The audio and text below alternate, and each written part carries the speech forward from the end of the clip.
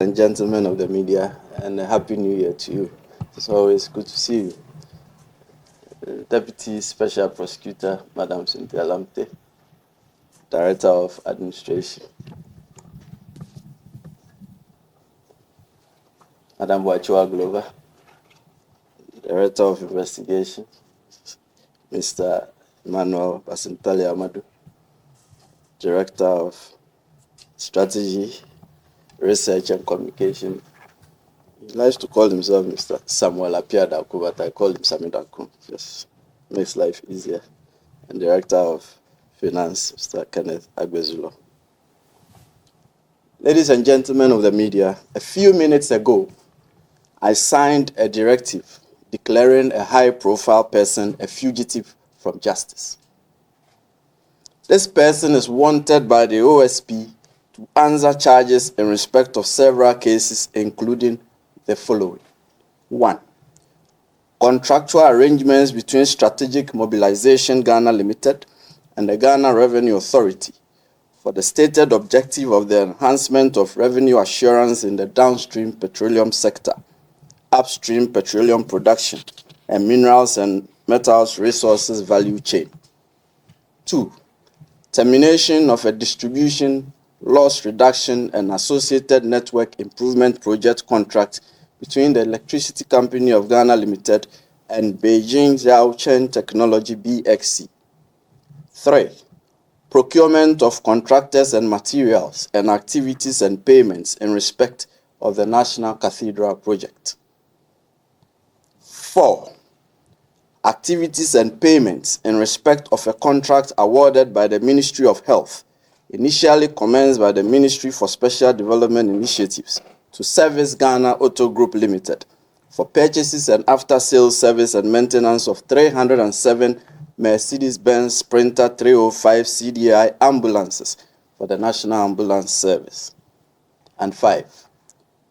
Payments out of and utilization of the tax refund account of Ghana Revenue Authority. Ladies and gentlemen of the media, the fugitive's name is Kenneth Nanaya Ofori-Atta. Mr. Ofori-Atta is 66 years old. He was the Minister of Finance of the Republic between 2017 and 2024. Mr. Ofori-Atta left the jurisdiction on or around 2 January 2025. On 24 January 2025, the OSP communicated to Mr. Ofori-Atta that the OSP considered him a suspect in respect of 4 of the cases described above. Mr. Ofori-Atta was directed to attend in person the OSP on Monday, 10 February 2025 at 10 GMT for interview. By communication dated 31 January 2025, Mr. Ofori-Atta instructed his lawyers to inform the OSP that he was out of the jurisdiction indefinitely on medical grounds, and that the firm will notify the OSP of his arrival in the country in aid of rescheduling his personal attendance at the OSP.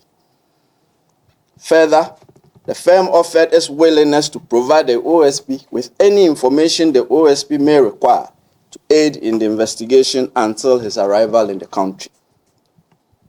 Then on 5 February 2025, the OSP responded to Mr. Ofori-Atta, copied to his lawyers, that the OSP did not need or require notification from his lawyers of his arrival in the jurisdiction.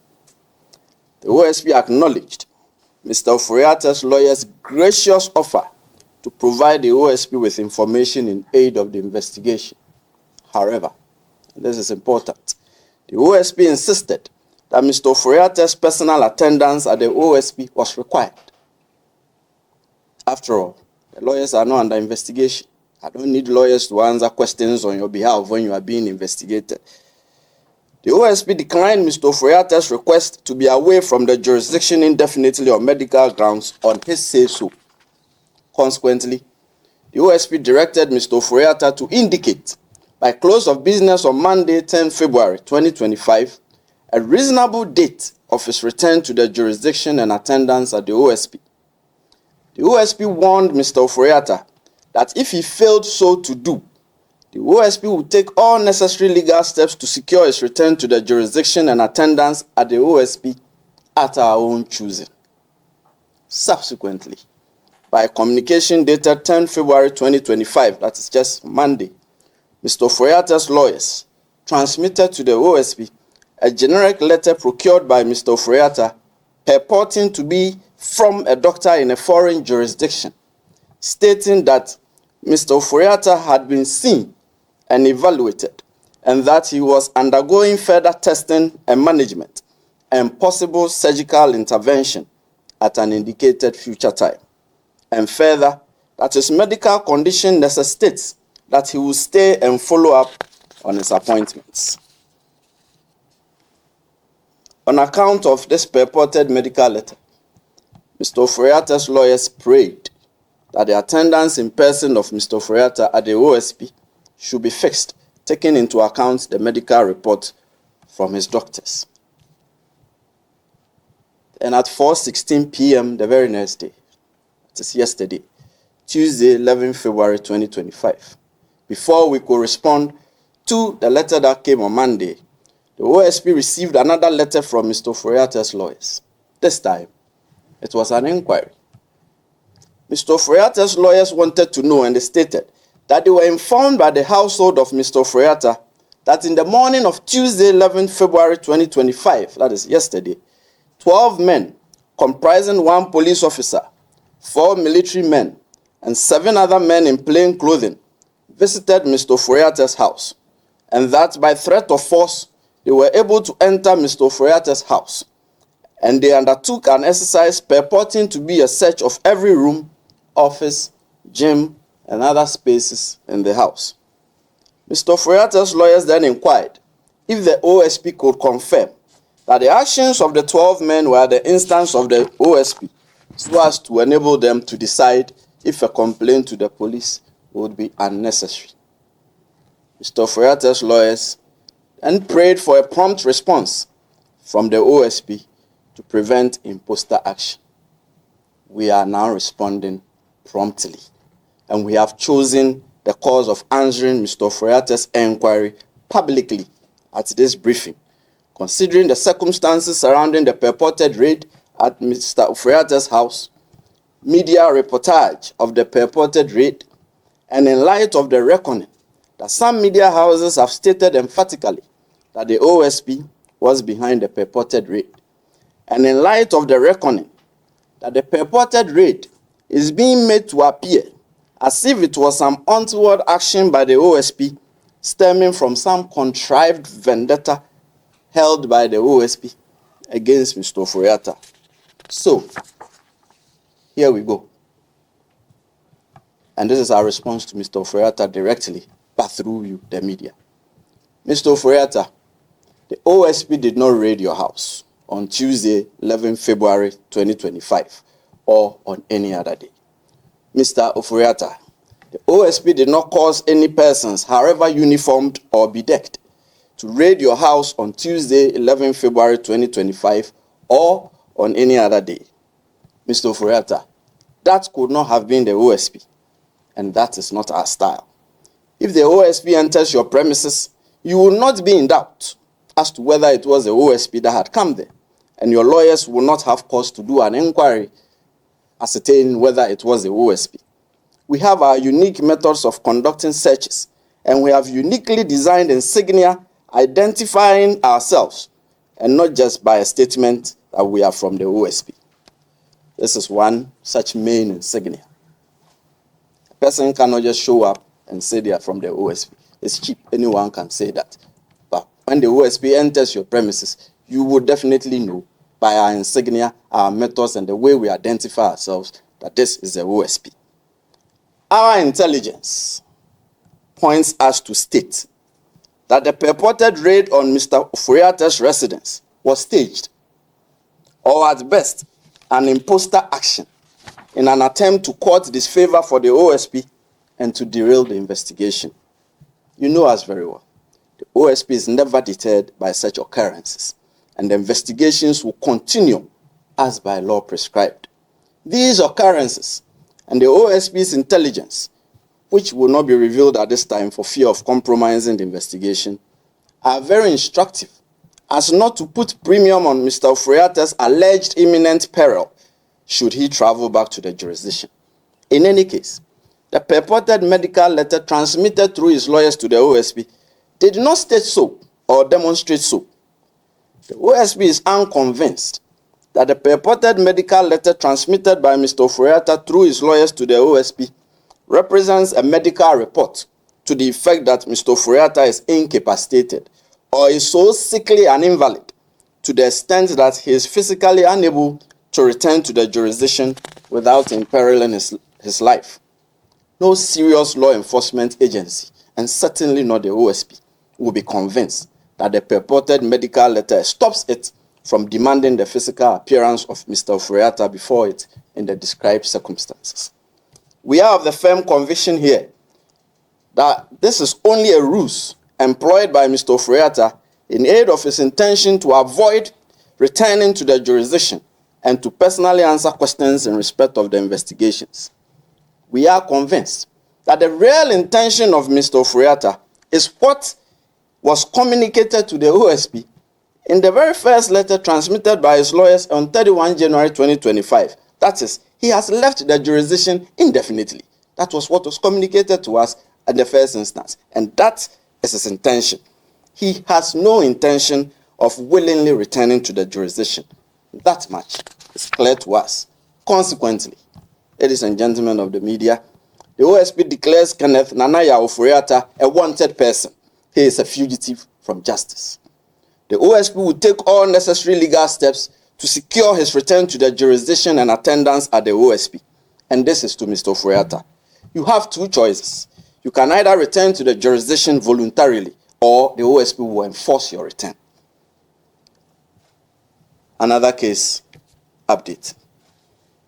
The OSP has also commenced investigation into suspected corruption and corruption-related offenses in respect of the operations of the Minerals Income Investment Fund, MIF, especially regarding payments made in respect of Ejapa Royalties Limited, Small-Scale Mining Incubation Program, Quarry Value Addition Program, Asante Gold Corporation, Electrochem Ghana Limited, the Lithium Asset, that is Projected Lithium Focused Exploration and Development Corporation, Gold Asset 2, that is Enchi Gold Project, and all other investments by MIF, and funds expended on the chairman of the board of directors, the operational funds of MIF, purchase of parcel of land for intended office building, and all contracts and agreements entered into by MIF, and all publications, especially international publications by MIF.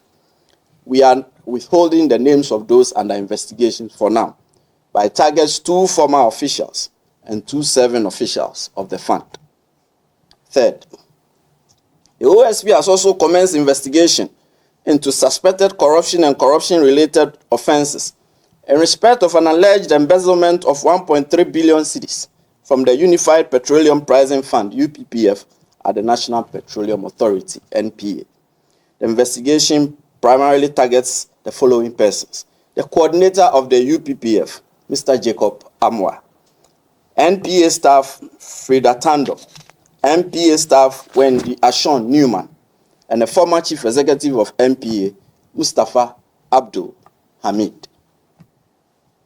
Lastly, it will be recalled that in the last quarter of 2023, the OSP and the Controller and Accountant General's Department jointly commenced corruption risk assessment and investigation into suspected corruption and corruption-related offenses in respect of government payroll administration. It is also recalled that the assessment and investigation are especially aimed at isolating and removing the names of non-existent, ineligible, and undeserving persons from government payroll, recovering wrongful payments and unearned salaries, prosecuting persons suspected to be culpable for any offenses, and the institution and implementation of internal controls in respect of payroll processing and payment of salaries.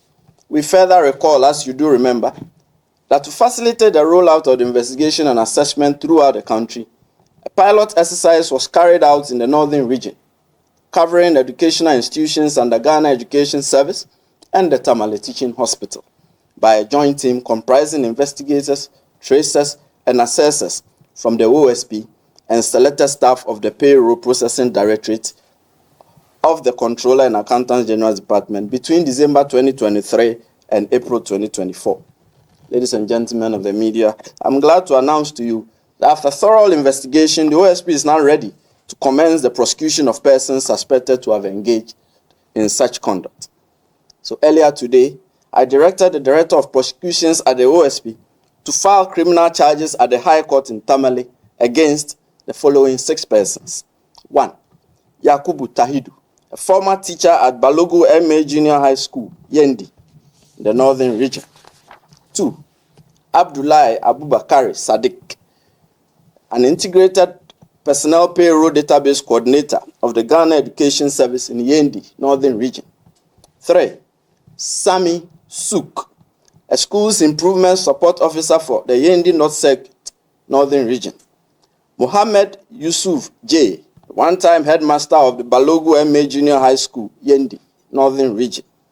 Stafford Kolete Azude Barres, an assistant chief accounts technician at the Controller and Accountant General's Department, Accra, the Greater Accra Region. And Osman Isahaku, a one-time headmaster of Balogu MA Junior High School, Yendi, Northern Region. The main charges are corruption of a public officer and corruption by a public officer involving the manipulation and siphoning of funds designed as fictitious salaries from the government payroll. The identified persons will soon be arraigned before the High Court in Tamale. Thank you for coming. Any questions? Yes, sir. Always Elton.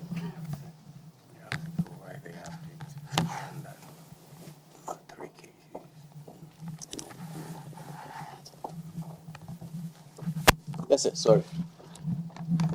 Thank you very much, sir. So you described the Ofori-Atta fugitive right away from justice. You declared him on. You've come to the answer. You have questions to answer regarding the investigation that you referenced the National Cathedral, the SML, and others. Are you able to provide us some details as to his exact role in these matters that come to the conclusion that secondly, declaring him wanted. The claim there is that he was carefully testifying. And I'm wondering, I mean, is there no room to allow him access to speak? I'm not going to take this route to declare. Let me answer.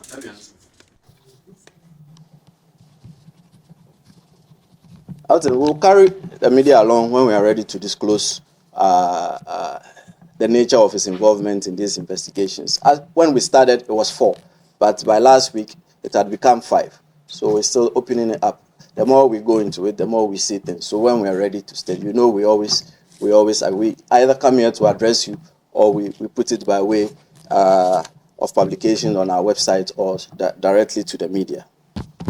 Yes, indefinite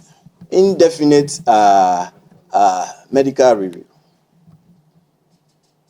We are not without the milk of human kindness to appreciate and reckon a person's medical condition. But when you conduct yourself in a certain way to suggest that all you are doing is just a ruse and that you have no intention of returning to the jurisdiction, that is a conclusion we have come to. You see, as I said, the first communication to us was clear, that he was away indefinitely from the jurisdiction on medical grounds. Then we pushed further. You cannot tell us that you've gone out of the jurisdiction on medical grounds on your say-so.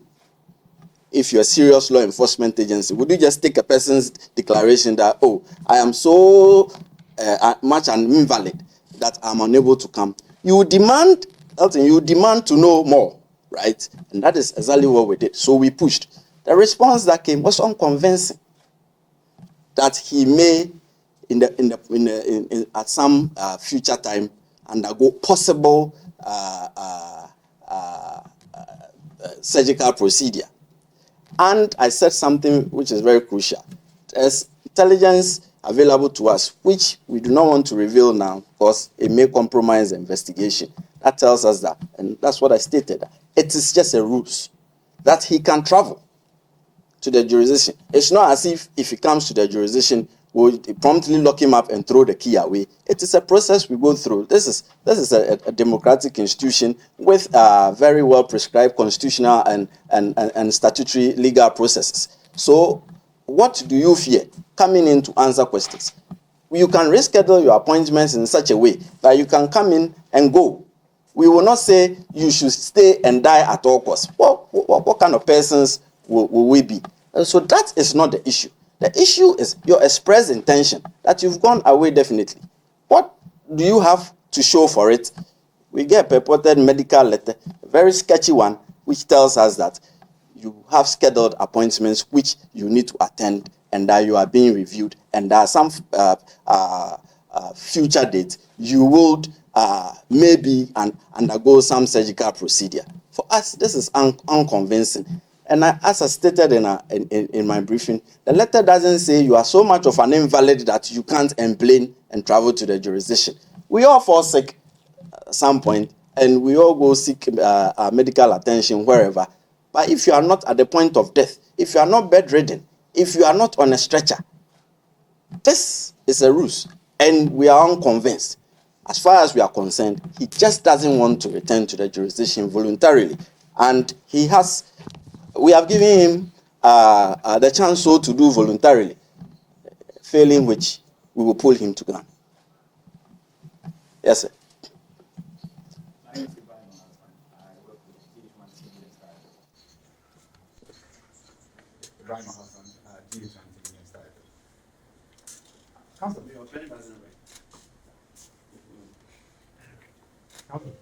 yes, so can Ofori-Atta come back willingly or be pulled back forcefully? How exactly is that going to be done? Can we say then that now you declared him wanted? You don't say, can we now say, I just declared him a wanted person and a fugitive from justice. So don't put ifs and buts on it. Great. We have declared him a fugitive from justice. He's wanted by the OSP. What are the processes that you trigger? For instance, are you bringing in the Interpol? And if you are, how guaranteed are you that there will be cooperation? We've been there before. We know people have you know very well that I don't disclose strategy until I'm ready to do so. See, but a little bit of I don't want to use the word education. I'm a lecturer at heart, so let me put it this way. See, that Interpol red notice, this is general, not in relation to the case at hand. Interpol red notice is not an arrest warrant, and it is not an extradition request. So there are so many things that go into it. So just because you have issued an Interpol red notice doesn't mean automatically Interpol will help you to pull the person here. So this is just by way of education. Yeah, right.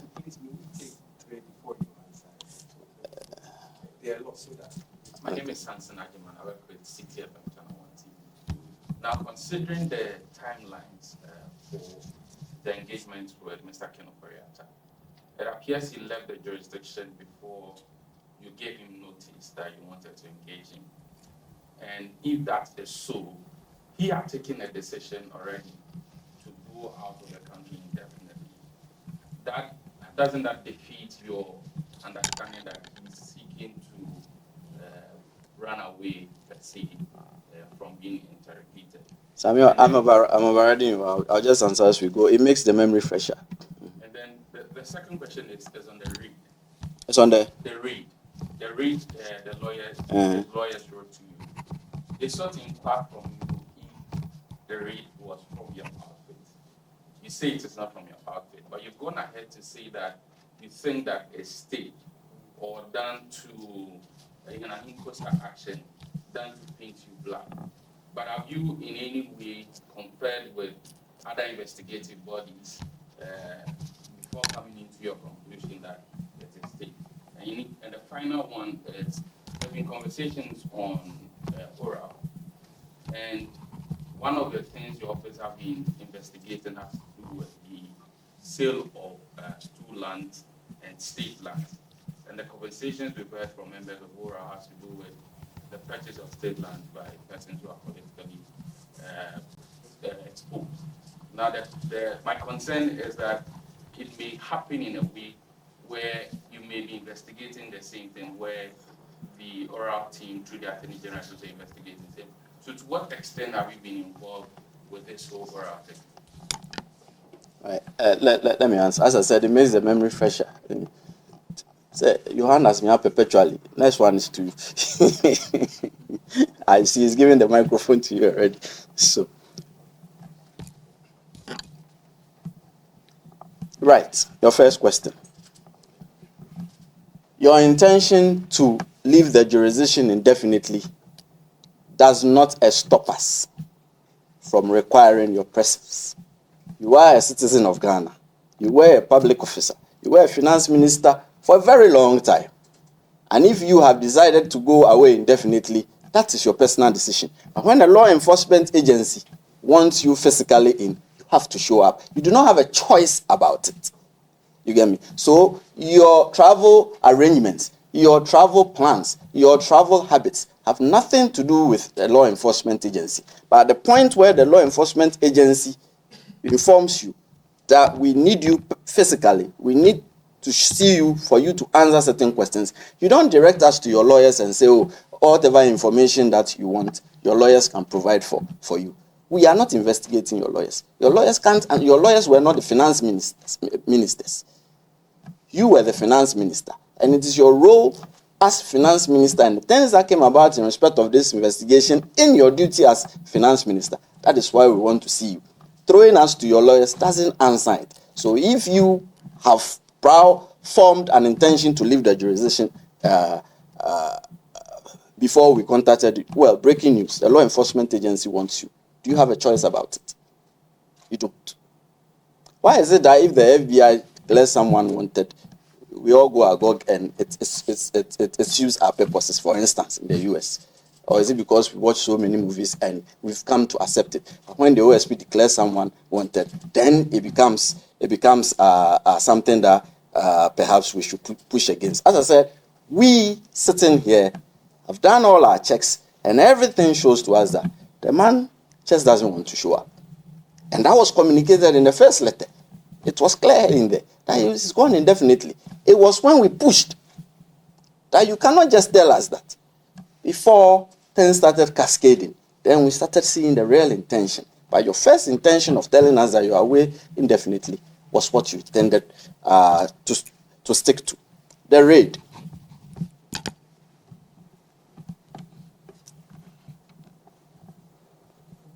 I do not intend to go into detail here in respect of our intelligence as to what we do know. But the way it was carried out, the way the media reportage went, the way immediately the OSP was linked to it, the way all of a sudden it is the OSP having some vendetta against him, that is why. Did the media even know that we had asked him to come? No.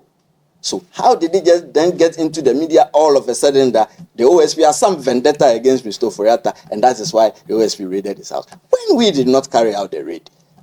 Quickly, and this is coming a day after the lawyers had informed us and given us some purported medical letter. And our checks quickly and our intelligence shows us that, I said, it's one of two things. It is staged, or it is an imposter action. To situate it, I say, baby, Nyankupon, Abonampesi, Honabun to Tunikobi. Staged or an imposter action, and it's not coming from us. Why are we then being blackened for it? There's something untoward going on, and for us, we believe that it is time. I will declare him a fugitive from justice, and this is now. Oral.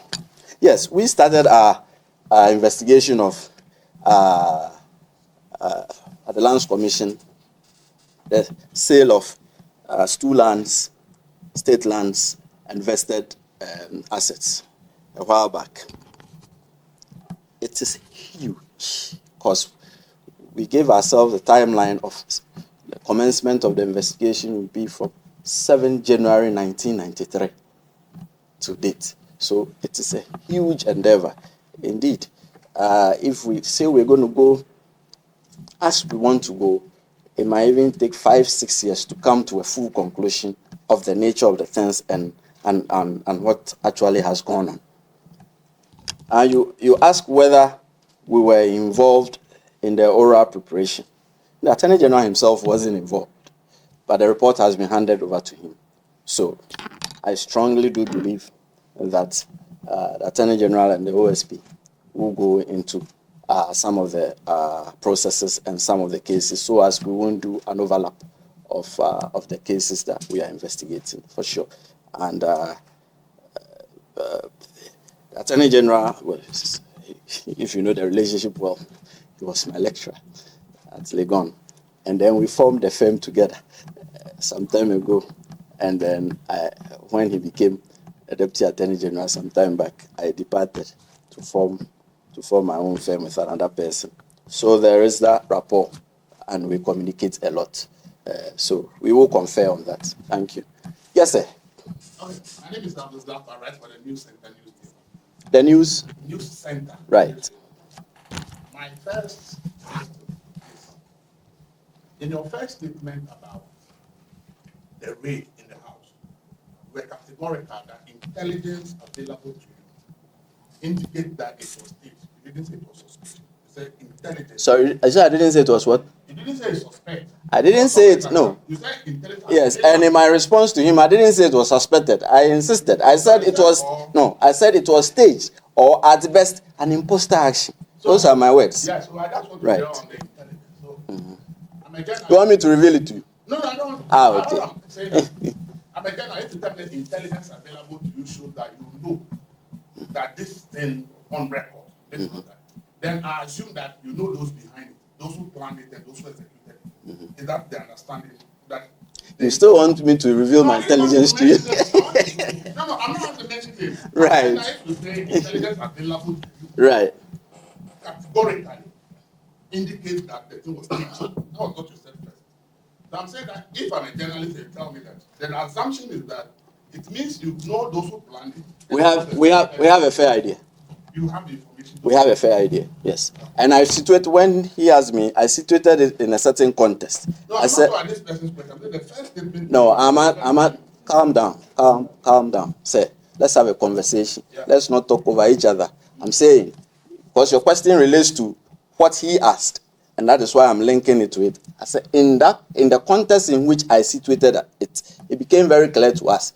The way the OSP was linked to it, the OSP was attached to it in a very negative sense, when the media did not even know that we were after Mr. Ken Ofori-Atta. Did one of you here know that we were after Mr. Ken Ofori-Atta? You didn't know. How did it then turn out yesterday? No, we knew because there was a newspaper publication. The newspaper public. Has been invited by the OSP. Calm down. You didn't know. The newspaper public. Wait, hold on. Please. You ask my question, I'm answering. Hold on. I'm saying you didn't know. That. Calm down. I said, let's have a conversation. Yes. If you talk over me, I won't answer you again.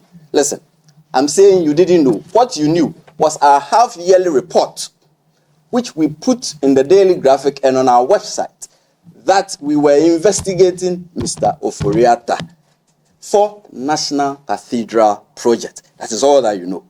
What you don't know is all that I've enumerated. And what you don't know is the exchange of correspondence between the lawyers of Mr. Ofori-Atta and us. And what you don't know is the purported medical letter that was transmitted to us by Mr. Ofori-Atta's lawyers. And what you don't know is our insistence and warning Mr. Ofori-Atta that if you don't show up on a certain day, we will come after you. You didn't know all that. So when I say you don't know, just admit that you didn't know. What you know is what we put in the paper. Proceed. That's what my question was. If you calm down, it will make things clearer. I'm saying that Right. your first statement before this question, you are asking my question as though it's related to this man. I'm saying no. You fail to recognize that it is related to his question. But proceed. So I asked a question related to that. If you say it meant that you have an idea of who did it. Because I'm saying this because if the man says something happened. Yes, I'm answering you. We have a fair idea of who did it. That's. Second, you talk about He still has the microphone. the first letter. Right. You admitted that at the time you issued that you invited him, You were not aware that he has traveled. And it was. You see, pick my words carefully. I never said that. I said he left the jurisdiction on or about. Listen. He left the. You see, I see a penchant of you in putting words in people's mouths. But listen, he left. What I stated was that he left the jurisdiction on or about 2 January 2025. That's what I stated. I didn't say that we didn't know. But the fact that you are out of the jurisdiction doesn't prevent us from communicating with you, is it? Especially in this modern era of war gadgetry. So we knew that he was out of the jurisdiction. Okay. But we know where he lives. Okay. That there are people there. Okay. Yeah. I don't want to know the first letter. Mm-hmm. When you sent the letter, the employers responded that he's out of the jurisdiction and that for the communication to them is that he's out of the jurisdiction indefinitely. On medical grounds. My question is, if I leave the country, you are aware that I left the country, and then later you invite me, and my lawyers write to you that, oh, I'm out of the country indefinitely on medical grounds. I don't think that first letter will be basis to say I'm trying to run away from that. It will be Once again, if the first letter was the reason why we just organized a briefing, we would have done it a long time ago. But we didn't just base our actions on the first letter. We waited and we pushed. We asked for more. So if you say the first letter could not have been the basis, that wasn't the basis. But as I'm saying, subsequent events then informed us, instructed us that, oh, the first intention you communicated to us in your first letter is really what you want to do. And that the things you are bringing now, rules, afterthought. So the subsequent is what determined that yes, the subsequent actions then took us back to the first letter for us to come to the conclusion that all the investigation about him you talked about, they involve, I think about 3 of them would involve private sector institutions who deal certain contracts. But linked to public agencies. Yes. Mm-hmm. So my question is, you yourself have just told that with technology, it's easy to get to go wherever they are in the world. If there are other involved in the investigation, then they are here and you are interrogating them. If technology, is it possible? It's not possible that whatever information you want from Colonel Ofori-Atta, you can get it from him without him physically being present. Yeah. Thank you. See, as for possibilities, we cannot determine how far they go. What we deal with is probabilities.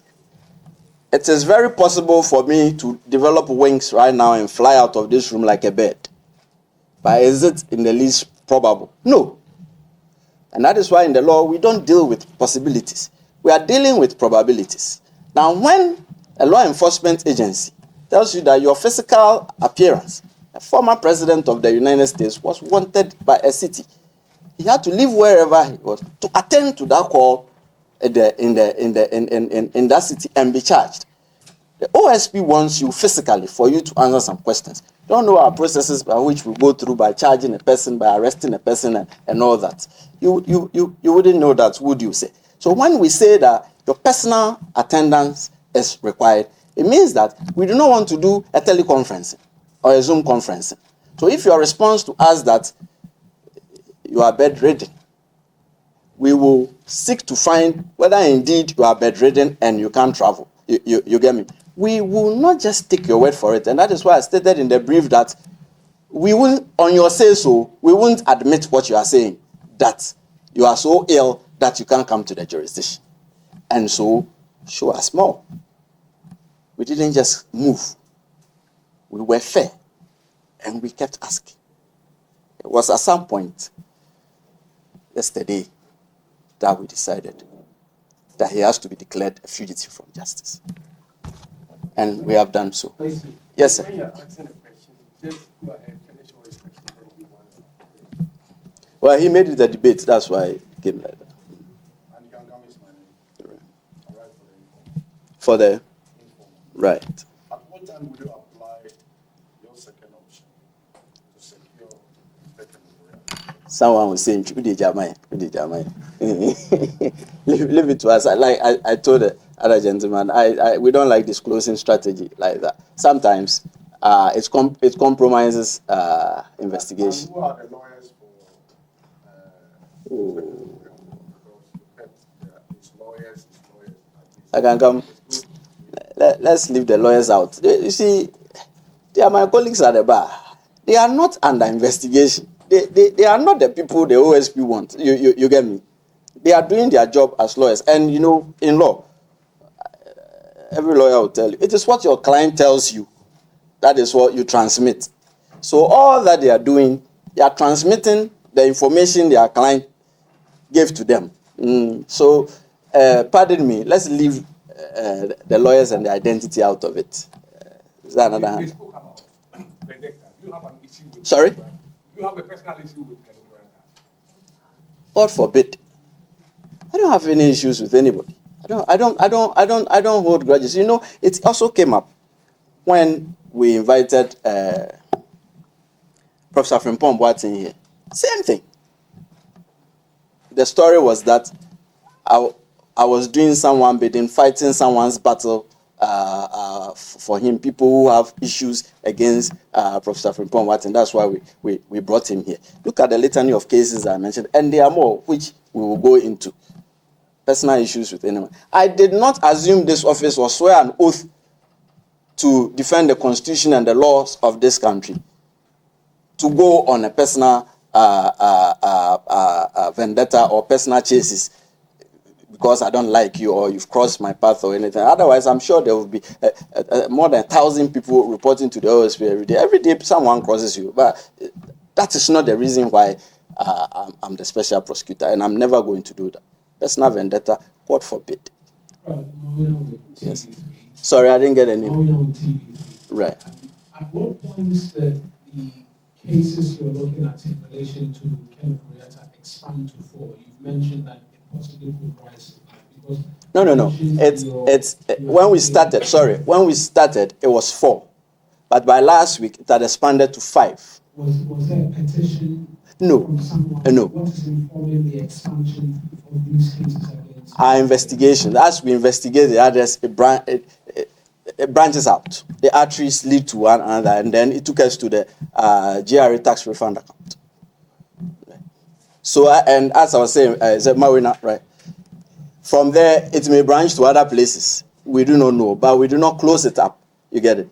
So far as the investigation is leading you somewhere, you look at it. So the letter that went to him, asking him to report, had 4, not 5. If someone says you're fishing, will the person be right? For what? You're fishing. Because you say you started with 4, it's leading into others, and it could lead into a lot more. You see, the day of planning is always different from the day of battle. You know that. You plan that today you are going to do this, and then you get to the battlefield that your opponent has some other strategy which you have to rework yourself, especially in football. Saying you start one investigation and then it leads to the other. Let me give you a good example. We started the La Bianca investigation. Where did it lead us to? Auctions. Meanwhile, that wasn't why we started that case. It was in respect of a customs advance ruling. 2 customs advance ruling just for one company, just 2 for one company.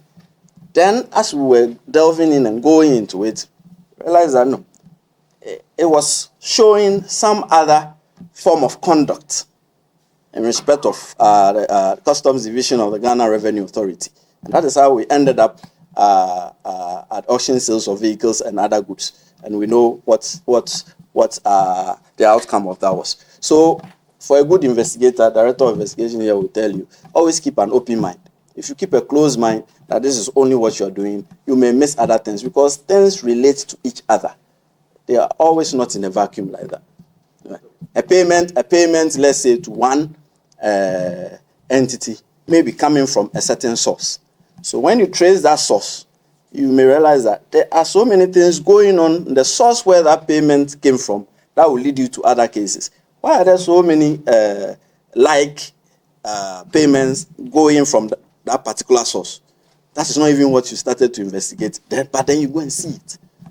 That's the beauty of the game. Yes. Yes, sir. Oh, sorry. You don't have the microphone and he has the floor. Right. Sorry? Reuters. Are you able to tell how it started? Was it through a petition, a whistleblower, or what? And then two, based on the status of How we started what? the investigation, Right. somebody take you off, were you petitioning, which of the cases kind of did you start with? And then based on the status, are you able to put a value to it out of the 4 or the 5 at the moment? Are you able to say you are going after him because of this amount of money reportedly involved and all that?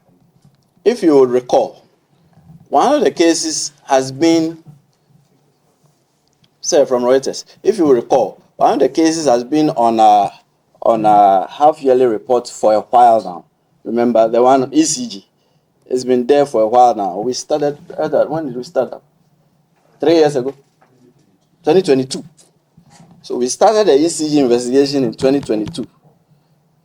You see, but that wasn't based on a tip-off or anything. It was just in respect of a dissolution of a contract, which then brought about some unpleasant consequences, which then took us to go look at it. So from 2022, the Ministry of Finance and the Ministry of Energy had been on our radar from 2022, and we started.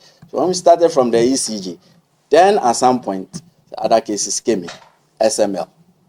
Then after that, the ambulances. Then after that, National Cathedral, right here beside us.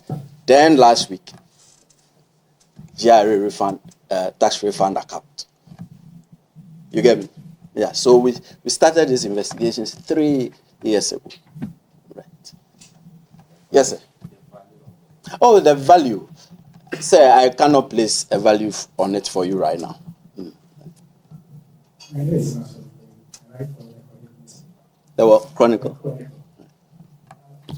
So you are the spear of the nation. I want to take you to the medical reports. Right. You described it as a purported medical reports. And you also I didn't describe it as a report. I said purported medical letter. purported medical letter. It is not a report in a record. It is a letter. It is a generic letter to whom it may concern. Generic letter. Yes. Interest to me is the qualification purported. Mm-hmm. Okay, so you work around that. Right. And when you spoke about the way in this house, you said your intelligence Mm-hmm. indicates that it was either an illegal action or It was staged or at best an imposter action. Yeah. payroll. So my understanding is that you did some background checks to arrive at that conclusion.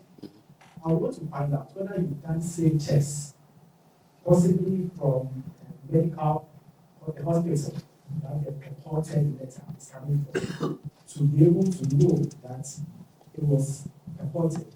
Or I don't know. I want to be sure whether you've done But that's good journalism. You know, I keep referring to the fact that there is some bit of intelligence available to us, which we do not. You are listening. Which we do not want to reveal now, for fear that it may compromise the investigation. It is a reason why we keep saying it is a purported medical letter. We never qualified it as a report. It is a medical letter stating exactly what I said in my briefing. That was all there was to it. But I was at pains to point out that purported medical letter never stated that he was an invalid to the point where he is unable to travel to the jurisdiction. For us, it's very crucial. And we also stated in the briefing that it wasn't demonstrated so. You get it? Yeah. We can all say that I'm not well, I can't come to work today. Or it's raining at my area, so I'm unable to come to work. We can all say that. Sorry? Follow up. Sorry, he says he has a follow up. Let's follow him up and then. Is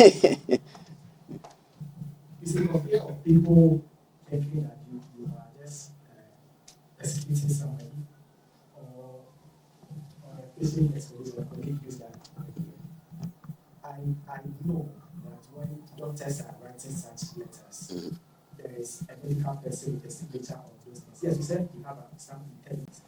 I'm able to confirm that you've done your checks abroad without necessarily stating the specific hospital or the specific medical person who can. I get you. First on persecution.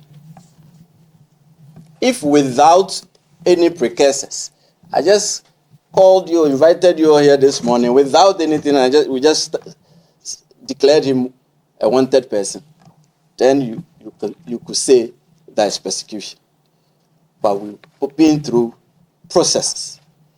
And that is why I said earlier that do not think that we do not have the milk of human kindness. We are also persons. We can fall ill. Who amongst us has not fallen ill before? But place it in context and the exchange of correspondence and what was going on. You would come to a certain conclusion that we came. And I said, no serious law enforcement agency would accept that because of this, you are unable to show up. No serious law enforcement agency. Once again, let me go to the US. If the FBI said that, you applaud. OSP is saying it, so maybe there's persecution. We're also up to our task and we're doing it. If you tell any law enforcement agency in the world that kind of letter that came to us, no serious law enforcement agency would accept that because of that, you are so sickly and invalid that you can't show up. It will come after you. That's why we are going after him. There is a contest. And then again, what was your second? Whether there is a specific hospital and a medical person. Well, see, I never said we doubt the authenticity of the authorship of the letter. Once again, get my words carefully. I'm saying it's a purported medical letter. I never casted doubt on where it's coming from. I never casted doubt on the person who signed it. I never casted doubt on the letterhead on which it appeared. What I did say is that for us, it is a ruse intended for him never to show up willingly. Yeah. And if you say we've done our checks, yes, we've done our checks. And that bit of information, I said, I won't reveal to you now. We fear it may compromise the investigation. Right. So forgive me and pardon me for that. If we think we should reveal it at some future point, we would. Okay. Yes, sir. Oh, he has a microphone. All right. My name is Joe Abuja. I work with Obigo Media Group, Bullet TV. Bullet TV. Yes. Buta. No, not the bad way. Oh, I understand. Okay. So there are concerns out there about the timing of some of these cases and the invitations and all of that. We know some of these issues have been with you when Ofori-Atta was the finance minister. When did you realize that he was needed for this investigation? And why did you have to wait for there to be a change of government? That's the question many Ghanaians are asking out there. How do you respond to that question? You know, if it was just a one-off case, then maybe you may have a point. And, mind you, if Mr. Ofori-Atta had showed up at the OSP, you would not have known it. You get it? The reason why we are having this briefing is because he failed to show up. And for us, it is a ruse for him not to come to the jurisdiction willingly. But you see, as I said, it is not a one-off matter. As the Director of Investigations stated, we started ECG in 2022. It's an ongoing process. These cases, you hasten with patience. Otherwise, you will miss a lot. Mind you, it's a criminal investigation. Mind you, the outcome of a criminal process is that someone may lose their liberty. You have to be painstaking. And I keep telling my directors, if you bring a case to me and it is 70-30, I won't move. If it is 50-50, don't even bring it to me. I only start listening to you when it is 90-10.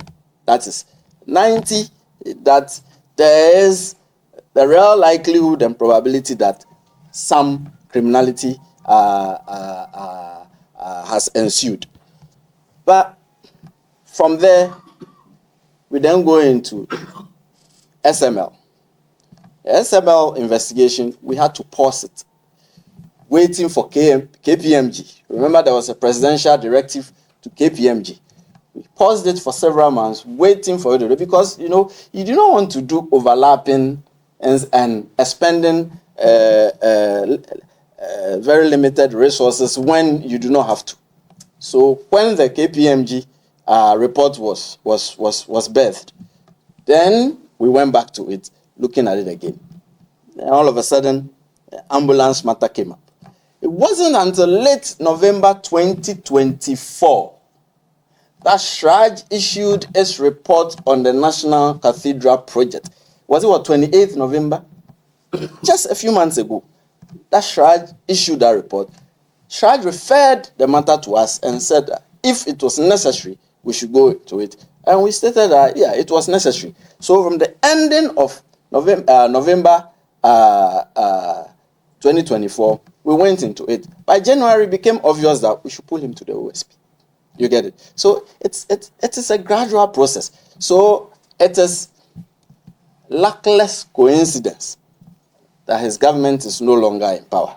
If his government was still in power now, we would still have gone after him. We have a history of that.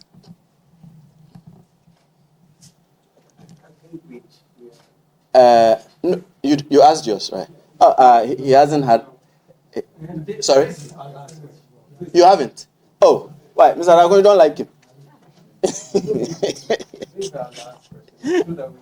Okay, he Kentema will have the last word. My name is Emmanuel works. Oh, right. My question has to do with the aftermath of the investigation. There has been concern that you do all these investigations, you are really there to secure any court conviction. Last time we were here in Nigeria, we had some issues with that investigation. So all these things that you do, what's the end game? You not secure any conviction. What do you say to critics out there that start these investigations without any being?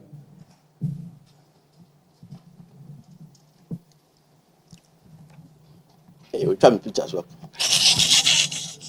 Good concern. I said not too long ago that these cases take time. It is like the study of geology, time and pressure, but with patience. Okay. We do two forms of investigation. One, investigation to prevent corruption. Those do not necessarily end up in prosecution. You are doing the investigation so as to plug loopholes, and a lot of the investigations we announce are in the nature of that. Look at when we started the government payroll administration investigation. That was in 23, right? Late 23. Beginning 2025, we are now ready with our first suspects. You get it? Now you say we have not secured any conviction. Well, I wish we would have secured some, but it is not. It is not just an easy statement like that. You recall, there was one case. I mean, when was it? I think it was 28th. There was supposed to be a judgment. We concluded the case. It's supposed to be in Kumasi, only for us to go and to be told the judge had been transferred. What were we supposed to do? We are not the judges. We cannot read the judgment. What the OSP has to do, we have done. There's video evidence of the person demanding back his bribe money after a public election went all right twice for him, and all that. We are in Tamale on the Northern Development Agency case. We closed our case. There was a submission of no case to answer, which went in our favor. The accused persons have opened their defense. We're on it. There's this perpetual one in Accra, respect of the former CEO of the Public Procurement Authority, we are alive to our duties. As I'm saying, these things take time. It takes time. And patience. The results will be seen.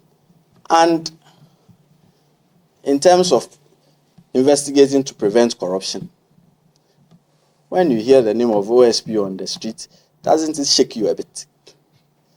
It does. I lie. It does. Say the OSP is coming around. It does shake you a bit. That's just investigation to prevent corruption. So it is, all I'm saying is, Ghanaians, with all humility, not all cases will end up in court. Indeed, most of the cases will not end up in court. The prevention of corruption aspect is even more crucial than getting one person to someone. But those that need to be prosecuted, we will not shield anyone. We will take them to court as soon as they are ready. And you can see we are rolling cases out. And this on one occasion, we are done, waiting for the judgment to be read since November. So we are on course, and the fight against corruption is taking shape. Intema will anchor us, then we'll be out of there. My name is Malik. Is the ultimate goal of the OSP to get conviction cases back? Is it your ultimate goal to get persons take to court convicted? If that is not the case, then I think the office has to give education. I need to sense that look, the office is not established to take persons to get them. Because that's the understanding out there, that you take cases to court and you don't get conviction. And two, I have read a few headlines on Facebook.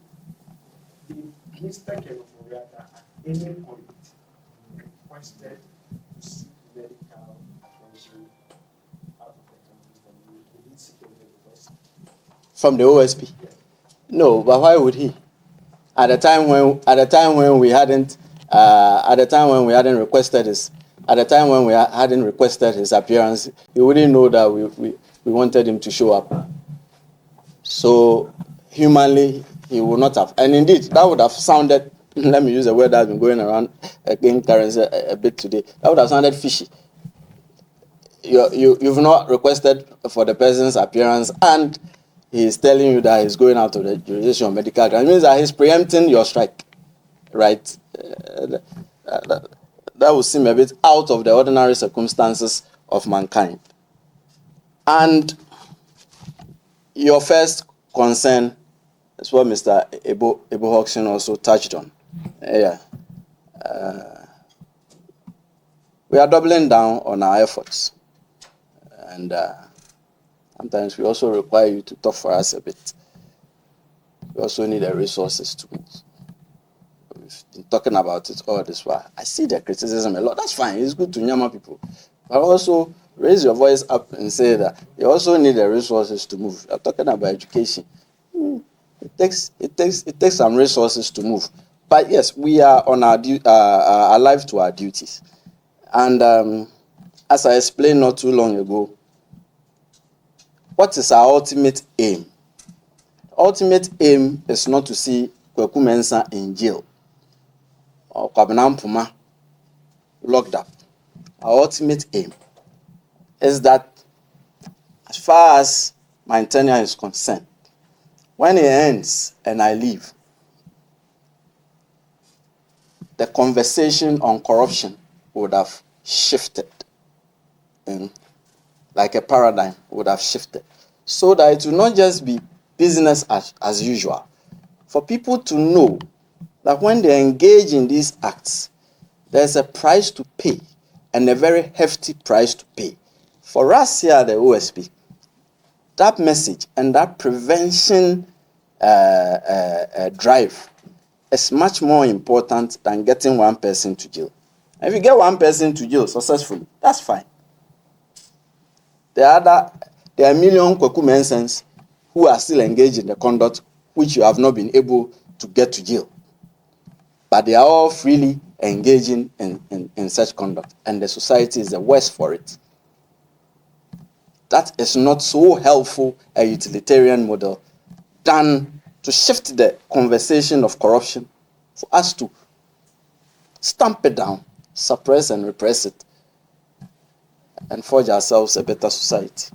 That is our ultimate aim, at least as far as I remain the special prosecutor. Thank you very much for coming. It's always a joy to see you and to brief and review and take questions from you. Have a pleasant day.